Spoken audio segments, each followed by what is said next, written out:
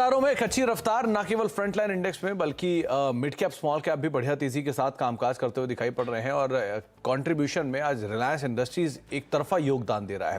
तो पहले रिलायंस इंडस्ट्रीज लेकर आइए 20 लाख करोड़ के ऊपर मार्केट कैप और स्ट्रांगली शेयर अभी ट्रेड करता हुआ 2984 के जोन्स में करीब 3.5 पौने 4% का उछाल रिलायंस में है, जो कि मार्केट को भी पूरी तरह से सपोर्ट देता हुआ दिखाई पड़ रहा है।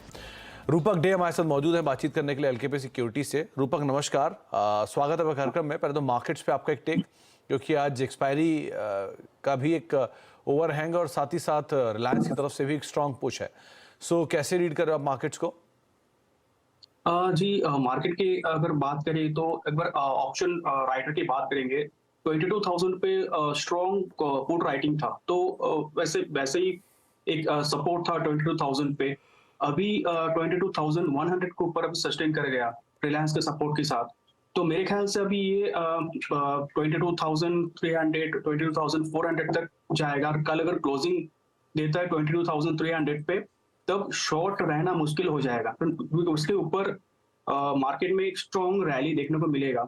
और बैंक निफ्टी उसके साथ अगर 47,000 के ऊपर सस्टेन कर जाता है, तो दोनों इंडेक्स में स्ट्रॉन्ग रैली देखने को मिलेगा शॉर्ट टर्म में। तो निफ्टी बैंक को लेकर आया। रूपक, आपकी तरफ से कोई इंडिविजुअल स्टॉक जहां पर आप लॉन्ग हो? वैसे आज का स्टार्ट तो रिलायंस, लेकिन मैं लॉन्ग देना चाहूंगा दो स्टॉक में। एक तो है अंबुजा सीमेंट। इसने एक प्रीवियस जो कंसोलिडेशन हाई था उसके ऊपर सस्टेन कर गया और मेरे ख्याल से शॉर्ट टर्म में 630 तक जा सकता है। नीचे एक स्टॉप लॉस मेंटेन करना होगा 594 में। और दूसरा स्टॉक रहेगा गेल इंडिया।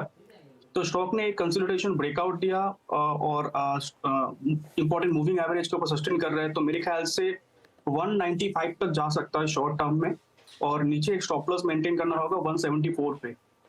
तो 174 का स्टॉप लेके आप gas authority of India limited में लॉन्ग जा सकते हैं 195 रुपए के टारगेट्स के लिए। पहला नाम ये रहेगा। और दूसरा नाम जो रूपक आपको बता रहे हैं वो है अंबुजा सीमेंट। 630 रुपए के टारगेट्स के लिए आप यहाँ पर भी लॉन्ग जा सकते हैं। 594 का स्टॉप लॉस मेंटेन करके यहाँ पर चल सकते हैं। रूपक, आज अक्रॉस द बोर्ड मार्केट्स में अच्छे स्टॉक हैं जहाँ पे बहुत स्ट्रॉन्ग मूव है। तो कुछ शेयरों की मैं बात करूंगा। पहला है इन्फो एज, 5% की बढ़िया तेजी है और एक F&O के टॉप गेनर में इसका नाम शुमार है। इसको आप कैसे रीड कर रहे हैं? जी, इसने भी एक कंसोलिडेशन ब्रेकआउट दिया और जो short term critical moving average है उसके ऊपर कॉन्फिडेंटली ट्रेड करे आज के दिन विद हाई वॉल्यूम। तो मेरे ख्याल से 5600 तक तो इमीडिएटली जाना चाहिए वेरी शॉर्ट टर्म में। और उसके 56 के ऊपर अगर सस्टेन करता है उसके बाद रैली होना चाहिए टुवर्ड्स 58-50 तक। और नीचे एक सपोर्ट रहेगा, अभी इमीडिएट सपोर्ट रहेगा 53.25 का। 58-50 तक ये जा सकता है। टाटा समूह, टाटा केमिकल अच्छी तेजी में है, इंडियन होटल अच्छी तेजी में है, टाटा पावर अच्छी तेजी में है, टाटा मोटर्स में भी अप मूव है। इनमें से कोई नाम? जी, इंडियन होटल की बात करना चाहूंगा, क्योंकि पिछले कई दिनों का जो कंसोलिडेशन था, आज का दिन ये वॉल्यूम बेस्ड ब्रेकआउट दिया और आरएसआई इंडिकेटर इंडिकेट कर रहा है कि पॉजिटिव मोमेंटम रहेगा शॉर्ट टर्म में। तो मेरे ख्याल से 630-640 तक जाना चाहिए वेरी शॉर्ट टर्म में। और नीचे एक सपोर्ट रहेगा 574 का। 574 का एक सपोर्ट। और लॉन्ग साइड पे इंडियन होटल को भी आप देख सकते हैं करीब डे हाई के आसपास। इंडियन होटल और टाटा केमिकल दोनों ही कामकाज कर रहे हैं। इनफैक्ट एक बार आप लेकर टाटा केमिकल, टाटा कम्युनिकेशन, इन दोनों में अच्छा मूव है। टाटा कम्युनिकेशन भी अच्छी तेजी में है और टाटा केमिकल भी डे हाई के आसपास आ चुका है। 5% की तेजी यहाँ पर है और टाटा कम्युनिकेशन भी करीब 2% ऊपर है, वापस 2000 के जोन्स में पहुंचने की तैयारी कर रहा है। आगे बढ़ेंगे और बातचीत कर लेते हैं कुछ मिड कैप स्टॉक्स को लेकर भी, जहां पर आज काफी ज्यादा हलचल देखने को मिल रही है। तो पहले mid cap index day high की तरफ वो भी कामकाज करता हुआ, इनफैक्ट मिड कैप नहीं, आज स्मॉल कैप भी डे हाई के आसपास ट्रेड करता हुआ आपको दिखाई पड़ेगा। मिड कैप तो फिर भी ½ % ऊपर है, स्मॉल कैप इंडेक्स तो 1.5% के आसपास की तेजी में अब कामकाज करता हुआ दिखाई पड़ रहा है। टॉप गेनर्स आपकी स्क्रीन पर, पहले तो रियल एस्टेट स्पेस से आज बढ़िया तेजी है। ओबरॉय रियल्टी में 2% ऊपर, प्रेस्टीज एस्टेट 2% ऊपर, महिंद्रा लाइफ 3% ऊपर, ब्रिगेड एंटरप्राइजेस करीब 2 से 3% ऊपर ये कामकाज कर रहा है। आईटी से खरीदारी है एम्फेसिस में 2-2.25% ऊपर, डिक्सन टेक 2% ऊपर, बिरला सॉफ्ट 3% ऊपर और एप्पल कल की शानदार तेजी के बाद आज 1% ऊपर।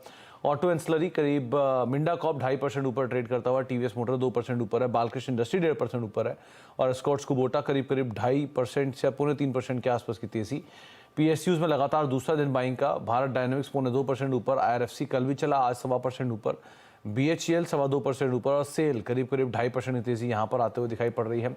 मिड कैप पे चढ़ने वाले शेयरों में मदरसन वायरिंग करीब 3% ऊपर, KPIT टेक 3% ऊपर, इंडियन होटल 4% ऊपर और टाटा केमिकल करीब करीब 4% के आसपास की तेजी यहाँ पर आते हुए दिखाई पड़ रही है। और PB फिनटेक गिरने वाले शेयरों में सबसे पहला शुमार। क्रॉम्पटन 1.5% नीचे है, जुबिलेंट फूड 1.5% नीचे है और मैक्स हेल्थ केयर करीब करीब 1% के आसपास की बिकवाली यहाँ पर आते हुए दिखाई पड़ रही है। रूपक, एक अच्छे अपमूव आज मिड कैप स्पेस में है, तो उसमें से एक नाम और है, वो है सीमेंस का। 4% की तेजी यहाँ पर भी है और कैपिटल गुड्स में वैसे भी एक अच्छा अपमूव है, तो यहाँ क्या राय रखते हो आप? सीमेंस का जो रैली है कंटिन्यू रहना चाहिए मेरे ख्याल से। 5130 का एक सपोर्ट रहेगा शॉर्ट टर्म, जब तक उसके ऊपर रहता है तब पॉजिटिव रहना चाहिए। बाय ऑन डिप स्ट्रेटेजी अपनाना चाहिए, क्योंकि ये सीधा 4600 से सीधा 5300 हो गया। तो एक बार अगर पुल बैक दिया, पुल बैक में लेना चाहिए 5200 के आसपास विद स्टॉप लॉस ऑफ 5130, और मेरे ख्याल से ये 55 तक जाना चाहिए।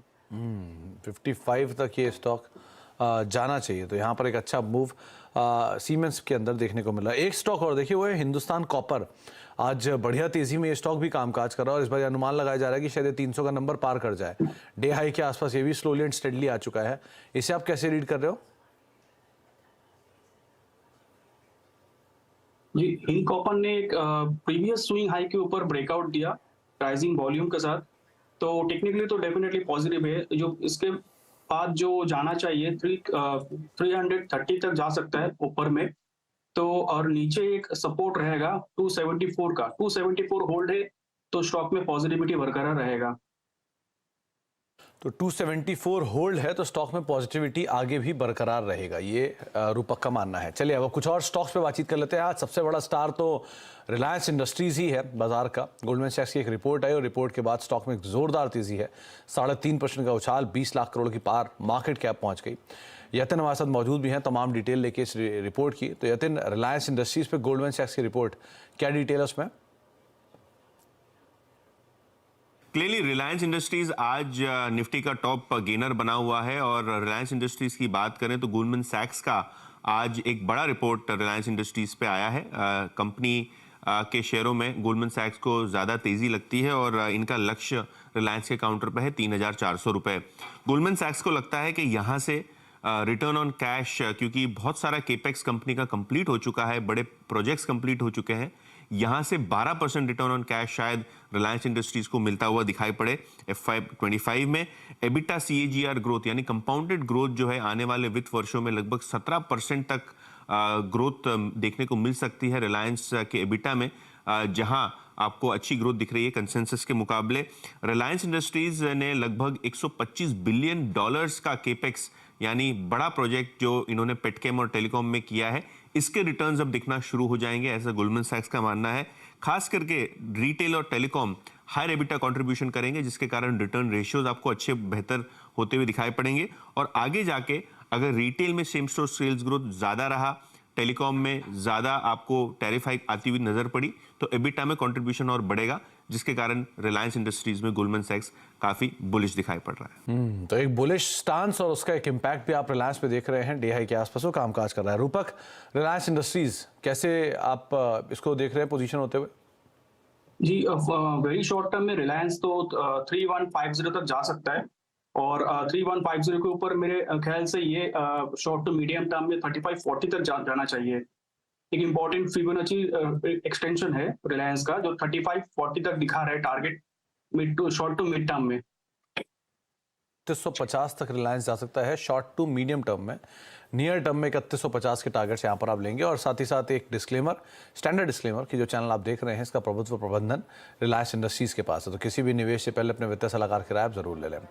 दूसरा जो एक और स्टार है वो है कैपिटल गुड स्पेस से ABB। अभी हम सीमेंस की बातचीत कर भी रहे थे और सीमेंस भी F&O के टॉप गेनर में शुमार है, लेकिन ABB की तरफ से भी F&O का टॉप गेनर है। 6% की बढ़िया तेजी यहाँ पर देखने को मिल रही है। यतिन, क्या लग रहा है? ABB में एक बढ़िया रिपोर्ट UBS की और एक स्ट्रॉन्ग अपमूव, उसके बाद क्या डिटेल आपके पास?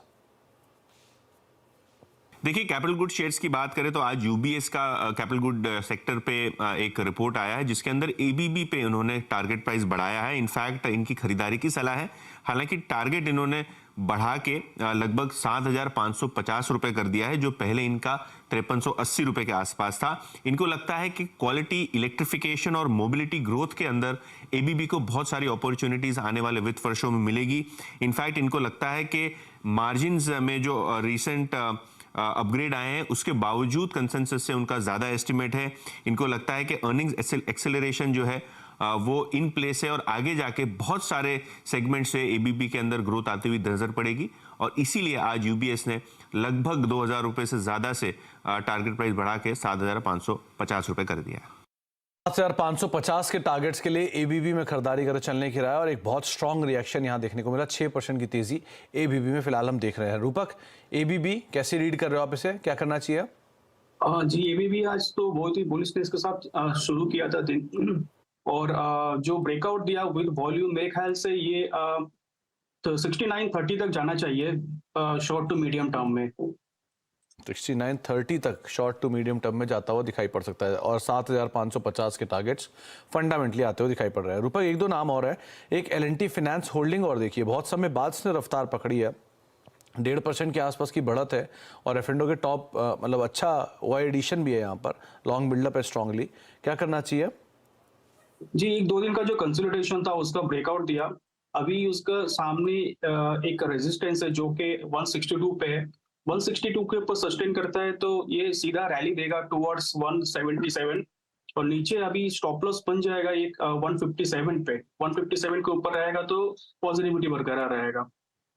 7 के ऊपर पॉजिटिविटी मेंटेन रहेगी। एक औरबिंदो फार्मा, और देखिए एक बढ़िया शॉर्ट कवरिंग कैंडिडेट है, 1.25% के आसपास की बढ़त है और ओआई रिडक्शन भी है, तो इसको कैसे रीड करें? आज कल और आज ने ये जो इम्पोर्टेंट मूविंग एवरेज के ऊपर सस्टेन किया, आरएसआई भी इंडिकेट करे पॉजिटिव मोमेंटम शॉर्ट टर्म के लिए। तो इसका जो प्रीवियस रेजिस्टेंस है वो दिख रहा है 1110 पे। 1110 तक एक बार ट्राई करेगा। 1110 के ऊपर फर्दर ब्रेकआउट आएगा जो स्टॉक को सिग्निफिकेंट अपसाइड की तरफ लेके जाएगा। अभी फिलहाल सपोर्ट दिख रहा है इसमें 1030 पे। 1030 पे कहीं सपोर्ट्स का दिखाई पड़ रहा है। अभी हम टाटा कम्युनिकेशन की बातचीत कर रहे थे, तेजी इसमें बातचीत करते करते और बढ़ गई है। 1990 1987 के जोन्स पे भी पहुंच गया है। वापस अपने जो हाइज हैं 2000 प्लस के हाइज, उनको टच करने की उम्मीद लग रही है कि आपको, रूपक, इसमें? जी हाँ, कंटिन्यूसली लास्ट 3 दिन से टाटा कॉम ऊपर जा रहा है थोड़ा थोड़ा करके। आज तो एक प्रीवियस जो रिसेंट जो कंसोलिडेशन था उसका ऊपर ब्रेकआउट दिया, उसके ऊपर ब्रेकआउट दिया, और मोमेंटम इंडिकेटर भी इंडिकेट कर रहे पॉजिटिव मोमेंटम रहेगा शॉर्ट टर्म में। तो मेरे ख्याल से आराम से जाना चाहिए, और नीचे 1940 का सपोर्ट रहेगा, ऊपर में 2150 टू 2200 तक जा सकता है। तो आपको राय दी गई है टाटा कम्युनिकेशन को लेकर भी। रूपक, बहुत बहुत शुक्रिया हमारे साथ मौजूद रहने के लिए और बाजार पर बातचीत करने के लिए, सभी शेयरों पर अपनी राय रखने के लिए। एक ब्रेक का वक्त है, ब्रेक के बाद लौटते हैं।